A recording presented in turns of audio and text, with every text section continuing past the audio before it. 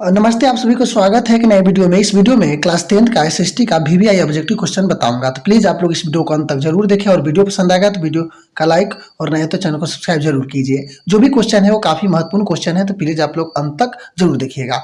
तो चलिए स्टार्ट करते हैं। जो फर्स्ट क्वेश्चन है जो आपके सामने है, जालवेरिन एक संस्था थी, क्रांतिकारियों की, व्यापारियों की, पादरी, समांत की, विद्वानों की। यानी व्यापारी जालवेरिन एक संस्था थी किसकी? तो आपको पता होना चाहिए कि जो जालबेरिन एक संस्था थी ये व्यापारियों की थी। ऑप्शन बी सही होगा। ठीक है, तो चलिए क्वेश्चन नंबर 2 देखते हैं। यूरोप का मरीज किसे कहा जाता है? इटली को, फ्रांस को, ब्रिटेन के, तुर्की को। यानी यूरोप का मरीज किसे कहा जाता है?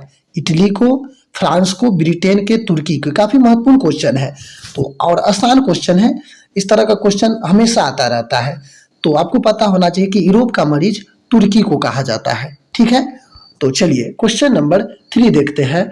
कॉमरेड का प्रकाशन किसने किया था? अबुल कलाम आजाद, मोहम्मद अली, लाला हरदयाल, वारेन हेस्टिंग्स। कॉमरेड का प्रकाशन आपको पता होना चाहिए मोहम्मद अली ने किया था। किसने किया था? मोहम्मद अली। ऑप्शन बी सही होगा। ठीक है, जो भी स्टूडेंट है लाइक शेयर करते रहिएगा। और क्वेश्चन नंबर 4 देखते हैं। औद्योगिक क्रांति सर्वप्रथम किस देश में हुई थी? इंग्लैंड में, जर्मनी में, फ्रांस में, अमेरिका में। तो औद्योगिकरण का शुरुआत सबसे पहले इंग्लैंड से यानी ब्रिटेन से हुई थी। ठीक है, ऑप्शन ए सही होगा। 5 है, अंकोर वाट का मंदिर किस देश में अवस्थित है? Cambodia, Laos, Vietnam, Thailand. ये काफी टॉप 10 क्वेश्चन कहा जाए एसएसटी के, उसमें यह क्वेश्चन आएगा, याद रखिएगा। तो अंकोर वाट का मंदिर कंबोडिया में है, याद रखिएगा। इसको राजा सूर्यदेव वर्मन ने द्वितीय ने बनवाया था। ठीक है, क्वेश्चन नंबर 6 है, समझ गए नहीं, इसका कंबोडिया है। और 6 है, पूना समझौता कब हुआ था? 23 सितंबर 1932 को, 24 सितंबर 1932 को, 24 अक्टूबर 1932 को, 26 सितंबर 1932 को। तो आपको पता होना चाहिए इसका ऑप्शन बी सही होगा। 24 सितंबर 1932 को पूना समझौता हुआ था। क्वेश्चन नंबर 7 है, भारत में वित्तीय वर्ष कहा जाता है, यानी वित्तीय यानी पिछला ईयर किसे कहा जाता है? कब से कब तक? 1 जनवरी से 31 दिसंबर तक, 1 जुलाई से 30 जून तक, 1 अप्रैल से 31 मार्च तक, 1 सितंबर से 31 अगस्त तक। तो आपको पता होना चाहिए जो वित्तीय वर्ष है 1 अप्रैल से स्टार्ट होता है और 31 मार्च को खत्म हो जाता है। पता है कि जितना ऑफिशियल वर्क होता है भारत में वो यही होता है, इसी का एक ईयर यहीं से कॉन्टेक्ट हो, मतलब कैलकुलेशन यहीं से स्टार्ट होता है। ठीक है ना, 1 अप्रैल से 31 मार्च तक। ठीक, गिरगिटिया मजदूर किन्हें कहा जाता था? वो अनुबंधित मजदूर थे, रोगियों को, छिपकिलू को, अंग्रेजों को। तो आपको पता होना चाहिए अनुबंधित मजदूर को कहा जाता था। ये ऐसे मजदूर होते थे जो इसको एक फिक्स टाइम के लिए ले जाता था किसी क्षेत्र से। ठीक है, और इससे काम करवाया जाता था।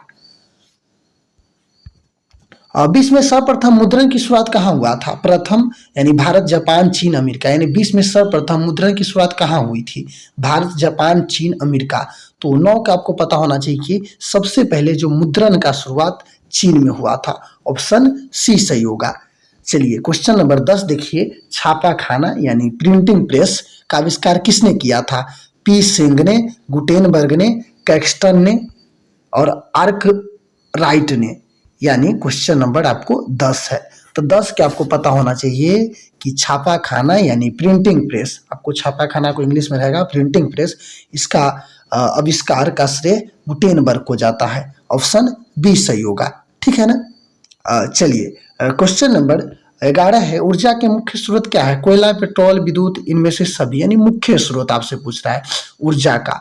तो 11 क्या आपको इसमें सही होना चाहिए, क्योंकि ऊर्जा का मुख्य स्रोत सभी है, कोयला है, पेट्रोल है, विद्युत है, इनमें से सभी है, सभी कंपलसरी है। ठीक है ना। बिहार, बिहार होना चाहिए था, बिहार नहीं, बिहार है। बिहार राज्य की कितने प्रतिशत जनसंख्या कृषि कार्य में है? 80%, 75%, 65%, 86%। तो 12 को आपको पता होना चाहिए कि बिहार का लगभग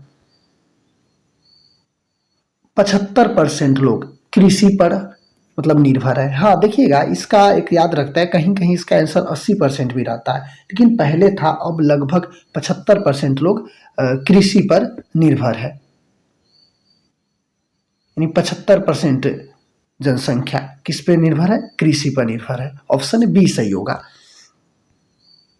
क्वेश्चन नंबर 3 है, विनिमय का सर्वोत्तम माध्यम क्या है? विनिमय, वस्तु, चेक, प्रतिज्ञा पत्र, मुद्रा।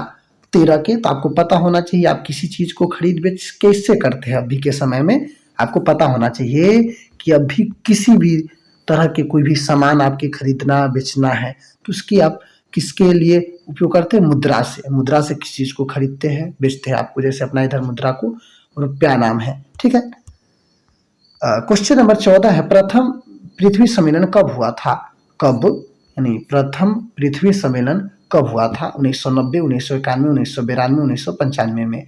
तो 14 के आपको ऑप्शन सी सही होगा, प्रथम पृथ्वी सम्मेलन 1992 में हुआ था। लाइक शेयर करते रहिएगा जो भी स्टूडेंट है।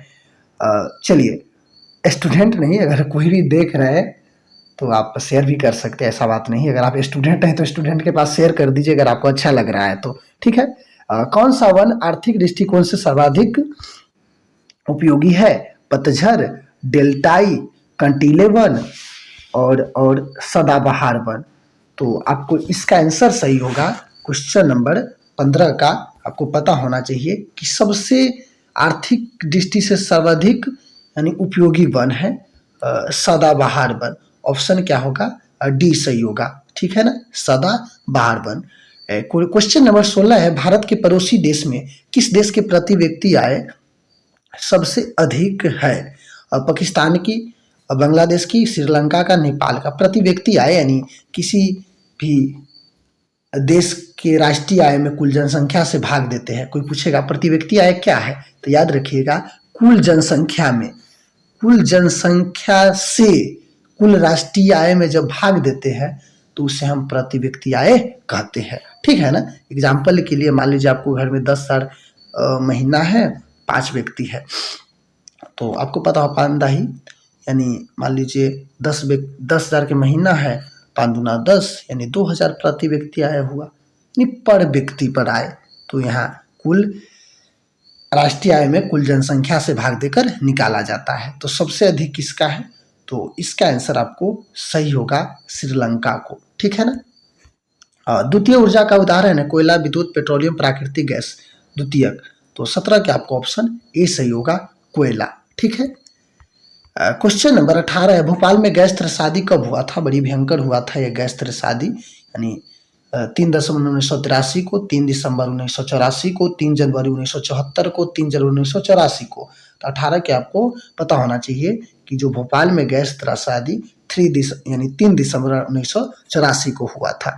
क्वेश्चन नंबर 19 है, भूकंप केंद्र के ऊर्ध्वाधर पृथ्वी के सतह पर केंद्र का क्या नाम है? अनुकेंद्र, अधिक केंद्र, भूकंप केंद्र, वाह केंद्र।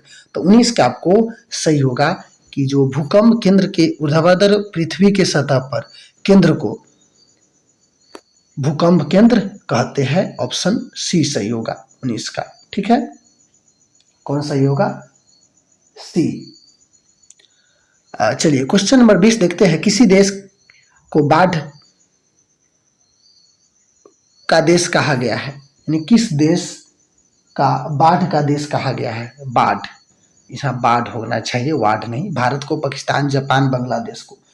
तो 20 का आंसर आपको सही होगा। किस देश का बाढ़ का देश कहा गया है? तो वो देश है बांग्लादेश, ठीक है ना। यहाँ बहुत ये बाढ़ का देश इसे कहा गया है, यानी ऑप्शन डी सही होगा। तो टोटल 20 क्वेश्चन था। आप लोग सपोर्ट कीजिए, देखिए, शेयर कीजिए, तो मैं अधिक से अधिक क्वेश्चन का भी लाइव लूँगा, ठीक है।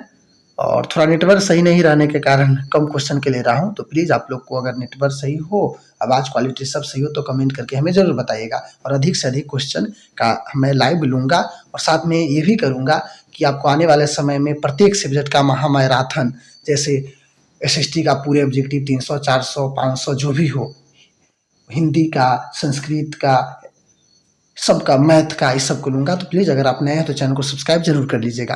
और आप लोग एक जरूर बता दीजिए कि आउट ऑफ 20 क्वेश्चन में आपको कितना क्वेश्चन सही है। अगर जिस बच्चे को क्वेश्चन अगर 18 प्लस अगर सही हो रहा है, मान लीजिए 18 सही हुआ है, तो आपका स्थिति बहुत बेहतर है और आप मेहनत कीजिए और 20-20 में लाइए। जिसको अगर 18 सही हो रहा है समझिए उसका स्थिति बहुत बेहतर है और मेहनत कीजिए और 20 में 20 लाइए। तो चलिए, आप सभी को जुड़ने के लिए बहुत बहुत धन्यवाद। इसी तरह से आप हमेशा एवरीडे रात को लाइव रहता है, आप देख सकते हैं, ठीक है।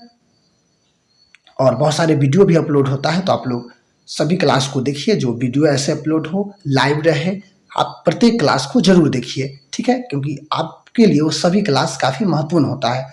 तो चलिए, आप सभी को जुड़ने के लिए फिर से एक बार बहुत बहुत धन्यवाद। जय हिंद, जय भारत।